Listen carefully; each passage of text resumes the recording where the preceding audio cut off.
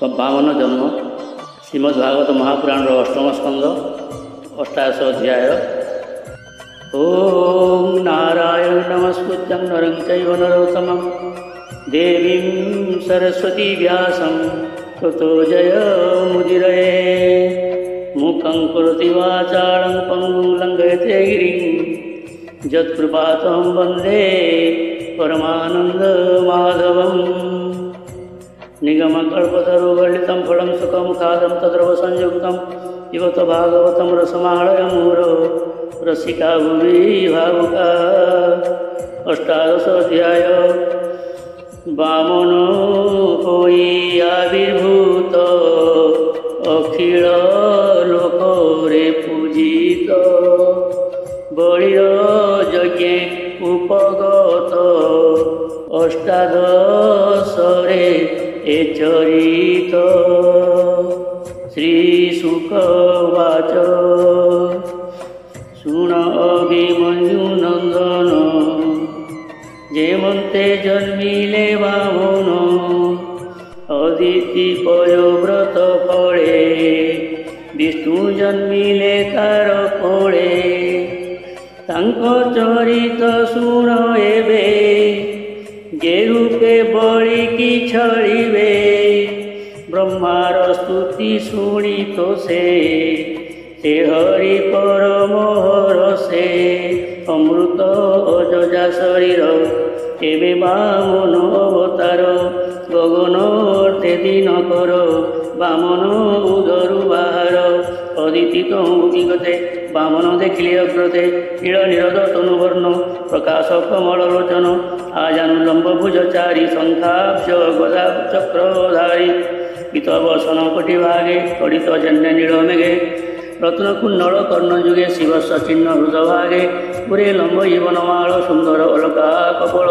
मणिमुकुट शिरे साजे रत्नमेखला कोटि माझे नुपुर कंकण विराजे तेजे अनंग रूप गंजे कंठेशी कौस्तुभ मणि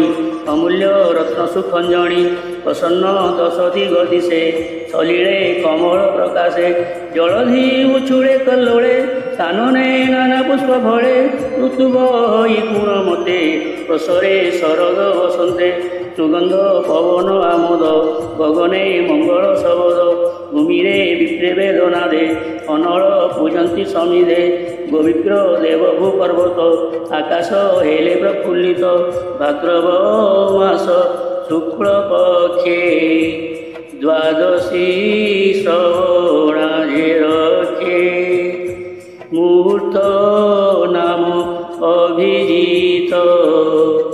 ग्रह नक्षत्र सुप्रशस्त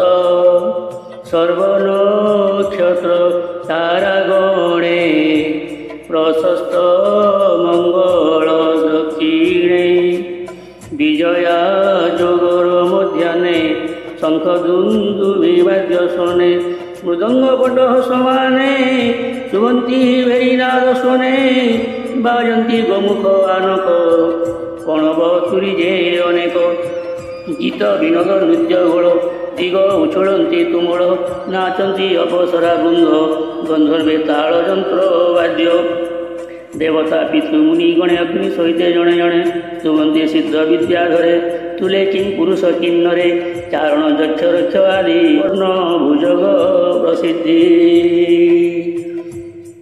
स्तुति वचने गीत स्वरे पुष्प वर्षंती निरंतरे अदिति गृहे पुष्पवृष्टि जणे खंडिव जन्मरिष्टि अदिति निज पुत्र देखि निर्मल कला चर्म आखि श्रीहरि निज जोग तेजे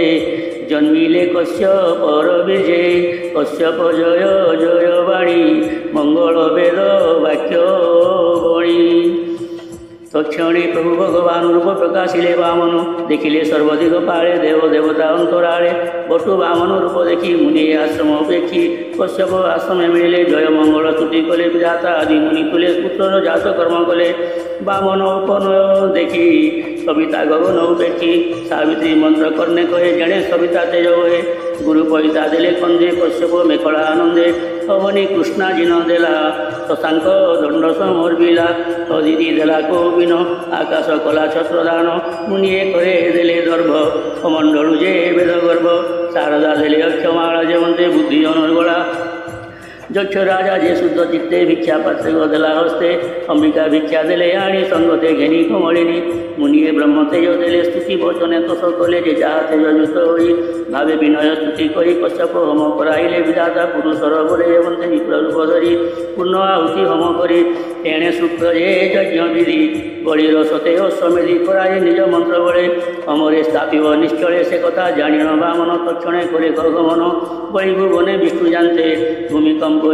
ପାଦଘାତେ ଭୃଗୁକଳ୍ପେ ଯେ ବିପ୍ରଭରେ ନର୍ମଦା ନଦୀର ଉତ୍ତରେ ବଳିକି ଯଜମାନେ ବଳି ମିଳି ଭୃଗୁଙ୍କୁ ଆଗ କରି ଯଜ୍ଞ କରନ୍ତି ମନ୍ତ୍ର ବଳେ ଯେମନ୍ତେ ଅମର ମଣ୍ଡଳେ ବଳି ବସିବ ଦୃଢ଼ ଚିତ୍ତେ ନିର୍ଭୟେ କଳ୍ପ କରିଜନ୍ତେ ଏମନ୍ତେ ବଳି ଯଜ୍ଞ ବାଟେ ବାମନ ମିଳିଲେ କପଟେ ରବି କିରଣେ ଉତାରାପନ୍ତି ଯଶନେ ହନ୍ତି ହତ ଜ୍ୟୋତି ଭାର୍ଗବ ଆଦି ପୁରୋହିତେ ସଦସ୍ୟ ଯଜମାନ ଯେତେ ବାମନ ତେଜେ ଅସ୍ତ ଗଲେ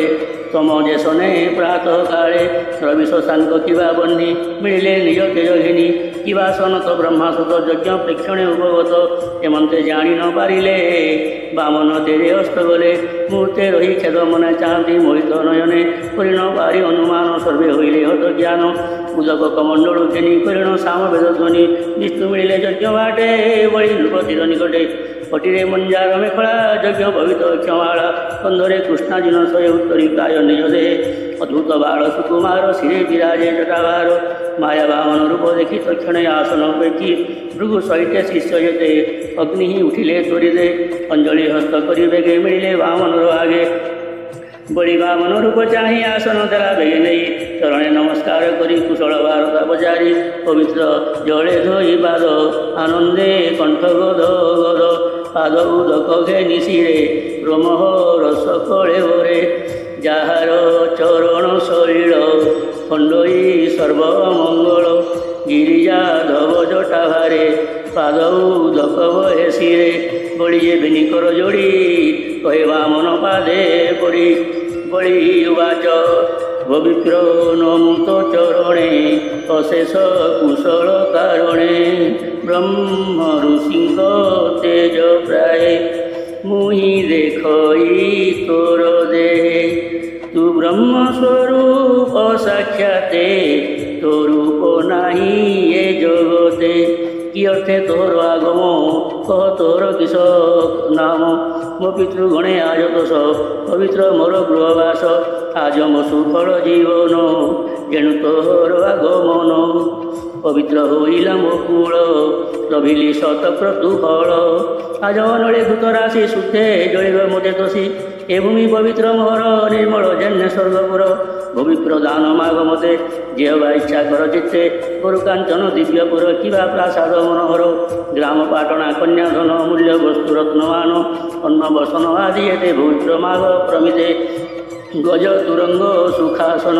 ରଥ ପଲ୍ୟଙ୍ଗ ଜହିମନ କିହବା ଅଛି ତୋର ଚିତ୍ତେ ଭବିପ୍ର ମାଗ ଇଚ୍ଛା ଯେତେ ଦେଇ ମୁଁ ସତ୍ୟ ମୋ ବଚନ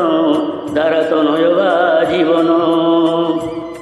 ଏମନ୍ତେ ବଳି ବ୍ୟଗ୍ର ଚିତ୍ତେ କହିଲା ବାମନ ବ୍ରତ ଏମନ୍ତ ବଳି ବାକ୍ୟ ଶୁଣି ବିଷ୍ଣୁ ସ୍ୱଭାବେ କୁଶବାଣୀ ମଙ୍ଗଳ ସ୍ୱରେ ବେଦ ଧ୍ୱନି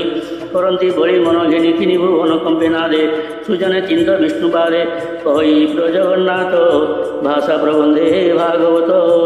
ଇତି ଶ୍ରୀମଦ୍ଭାଗବତେ ମହାପୁରାଣେ ପାରମହଂସ୍ୟାଂ ସଂହିତାୟାଂ ଅଷ୍ଟମ ସ୍କନ୍ଧେ ବାମନ ପ୍ରାଦୁର୍ଭାବେ ବଳି ବାମନ ସମ୍ବାଦେ ଅଷ୍ଟାଦଶ ଅଧ୍ୟାୟ।